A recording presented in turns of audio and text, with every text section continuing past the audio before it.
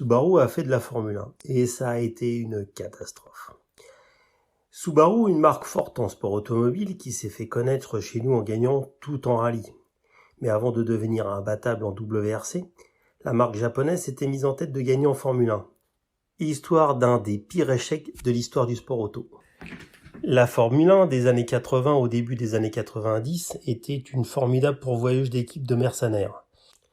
Ces équipes de troisième zone sont alors attirées par les paillettes, la gloire, l'odeur d'huile chaude ou, plus souvent, par la facilité avec laquelle on pouvait blanchir facilement de l'argent avec une écurie. Aujourd'hui, on dirait les écuries de fond de grille, mais à l'époque des préqualifications, on les appelait les écuries du vendredi matin, parce qu'elles faisaient le voyage, participaient aux préqualifications et repartaient d'où elles venaient sans même participer aux qualifications. Les préqualifications sont réservées aux monoplaces les moins bien classés lors du championnat précédent, puis lors du demi-championnat en cours. La séance de préqualification se déroule le vendredi matin de 8h à 9h. Les pilotes titulaires des 4 premiers temps de la séance peuvent prendre part aux essais qualificatifs aux côtés des 24 monoplaces préqualifiées de droit. Il en était ainsi en 1990 pour les Eurobrun, AGS et Life Racing. Des écuries avec des monoplaces souvent dangereuses, conduites par de jeunes pilotes désespérés, sélectionnés selon leur capacité à financer leur saison via un gros sponsor ou un riche papa, en échange d'un morceau du gâteau F1. Colony est l'exemple parfait de ces écuries qui n'avaient pas la moindre chance de marquer ne serait-ce qu'un point dans la saison. Au moins, son fondateur, Enzo Colony, savait de quoi il parlait. Il avait été pilote jusqu'en 82 avant de créer son écurie l'année suivante. Le Loup, son surnom de pilote, engage alors des voitures en F3 avec un certain succès et remporte le championnat F3 italien dès sa seconde saison en 84. Enzo Colony se sent pousser des ailes et décide de passer en F3000. L'aventure ne sera guère convaincante, mais peu importe. Colony voit les Osella, Minardi, Spirit ou AGS se battre dans la catégorie reine, la F1, et décide de les rejoindre. Il faut bien comprendre qu'à ce moment-là, l'écurie Colony tient dans un tout petit utilitaire, le nombre d'employés se comptant sur les doigts d'une main. La première F1 Colony, la FC 187, fait sa première apparition lors du Grand Prix national en Italie pour la 11e manche du championnat. Pilotée par Nicola Larini, elle échoue à la 27e place des qualifications, ne parvenant pas à se qualifier. Non seulement la voiture est dessinée comme un parpaing, mais l'écurie n'a pas l'argent pour faire tous les déplacements et ne participe qu'à certains grands prix, impensables aujourd'hui, mais autorisés à l'époque. La monoplace navigue à 12 secondes de la pole en moyenne. À la fin de l'année 89, après 3 saisons en F1, l'écurie a obtenu comme meilleur résultat une 8e place lors du Grand Prix du Canada 88. Tout le monde s'attend à voir l'écurie disparaître après une saison 89 catastrophique. Mais un miracle japonais pointe le bout de son nez. Contre toute attente, non seulement l'écurie apparaît sur la liste des engagés du championnat du monde de F1 90, mais en plus, l'écurie est rebaptisée Colony Subaru. Enzo Colony surprend tous les observateurs en annonçant l'arrivée officielle du constructeur japonais comme actionnaire et fournisseur moteur. Subaru vient en effet d'acquérir 51% du team italien et annonce une réorganisation complète de l'équipe. Et un inédit moteur à plat de 12 cylindres. Colony vient de réaliser le rêve de nombreuses petites écuries, il a le soutien d'un constructeur. Entre le constructeur japonais et la microscopique écurie, le mariage semble pour le moins bancal et suscite beaucoup de scepticisme. Toujours est-il que Colony a trouvé un partenaire pour éponger les dettes de l'écurie et pour ne plus payer les moteurs. Chez Subaru, on veut casser l'image du constructeur sérieux qui fabrique des voitures fiables mais manquant de fun. Il se dit que les succès à répétition de Honda avec Williams et McLaren irritent beaucoup leurs adversaires japonais. Les Japonais sont optimistes. En investissant un minimum et en sous-traitant la conception du moteur, ils pourront gagner le milieu de grille avant d'envisager une suite. Rapidement, un premier problème se pose. Le début de saison se profile à grands pas et Subaru n'a pas de bureau d'études compétition. Impossible de concevoir un moteur de F1 en quelques semaines. Il faut trouver un moteur et le rebadger en attendant de concevoir un vrai Subaru. Enzo Colony propose alors de faire appel à son ami motoriste Carlo Chitti. Le nom de Chitti rassure les partenaires japonais. Après des études d'ingénieur, le jeune Carlo Chitti avait été recruté par Ferrari où il conçoit la Ferrari 156 F1, une des premières voitures de course à adopter le moteur arrière.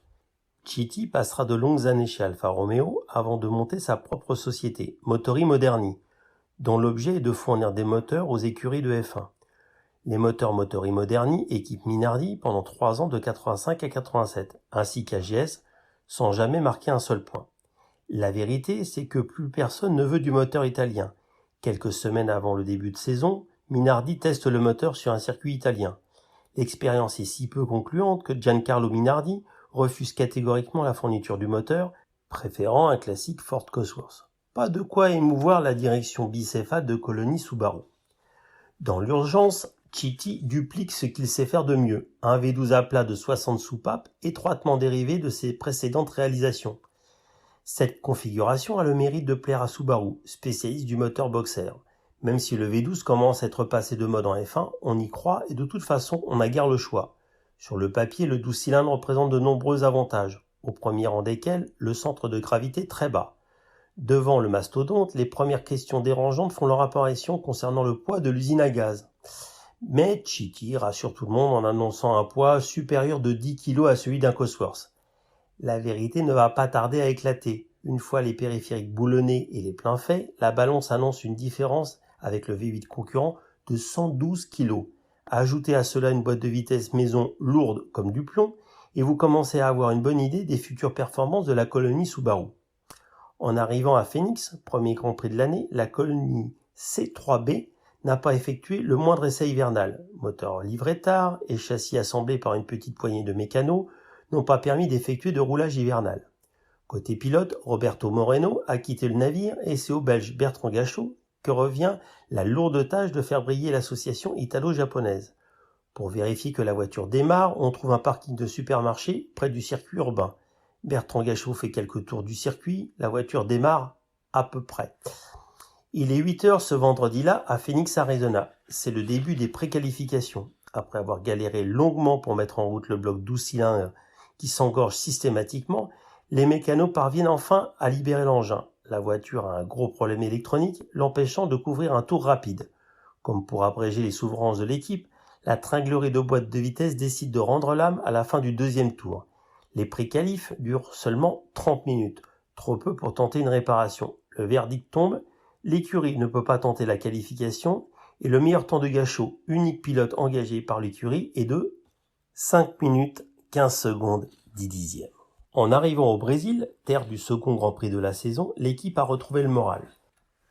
Le travail réalisé entre les 2 premières manches du championnat a permis de gagner 21 kg et on a compris le problème électronique en apprenant à se servir de la gestion électronique Magneti Marelli. Malheureusement, cette fois, c'est l'embrayage qui fait des siennes. Bertrand signe un chrono de 1:34,64 mais finit avant-dernier des préqualifications à plus de 17 secondes de Senna. Au 3e Grand Prix, Gachot échoue une fois de plus à la porte des préqualifications. À Monaco, c'est une durite d'huile qui lâche devant tous les sponsors et partenaires de l'écurie. La tension commence sérieusement à monter dans l'écurie. Le moins que l'on puisse dire, c'est que Subaru commence à douter sérieusement de son investissement. Si vous avez déjà comparé un sashimi à une pizza, vous comprendrez la différence de culture entre les Italiens et les Japonais. Pour calmer tout le monde, Motori Moderni se penche sur une évolution de son moteur alors que l'écurie cherche encore à alléger la voiture. Entre deux, on se rend compte que le moteur ne développe pas 600 chevaux comme annoncé, mais à peine 560. Au Canada, on modifie l'entrée d'air pour gagner des chevaux. Gachot est remonté à bloc et termine dans un mur de pneus encore loupé. Les préqualifications se suivent et se ressemblent et Gachot reste désespérément bloqué derrière les 2 AGS. Au Grand Prix du Mexique, Gachot se bat comme un diable pour décrocher sa préqualification. Mais une fois de plus, le V12 rend l'âme. Dans les stands, les disputes entre les responsables de Subaru et Colony ne sont même plus cachées. Tout le monde s'engueule à longueur de journée. Heureusement, la présence de l'écurie sur les circuits prend fin dès le vendredi 9h.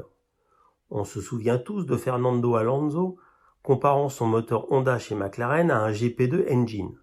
Cette remarque certainement exagérée lui vaudra des ennuis, mais résume parfaitement ce qui est arrivé à Bertrand Gachot chez Colony. Le Grand Prix de Grande-Bretagne à Silverstone sera la goutte d'huile qui fera déborder le vase pour l'association Colony-Subaru. Bertrand Gachot, au volant de son armoire normande, réalise un temps moins rapide que sa pole position réalisée sur ce même circuit en 88 en F3000. La fierté japonaise ne peut définitivement pas encaisser plus d'humiliation. Subaru décide de quitter la F1 avec effet immédiat. Les parts d'Ancoloni sont rendues à son fondateur, l'écurie achète un moteur Cosworth et c'est la fin de l'aventure Subaru en F1.